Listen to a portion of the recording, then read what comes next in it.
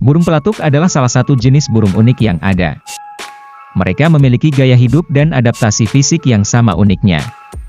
Burung pelatuk memiliki paruh kuat dan mematuk batang pohon ratusan hingga puluhan ribu kali dalam sehari.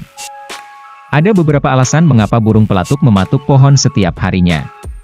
Tapi jangan salah sangka, mereka tidak memakan kayu. Burung pelatuk memakan kumbang, semut, rayap, laba-laba, ulat, buah, kacang dan bahkan getah pohon. Terkadang mereka juga akan memakan kadal, tikus, telur dan anak burung, serta hewan pengerat kecil.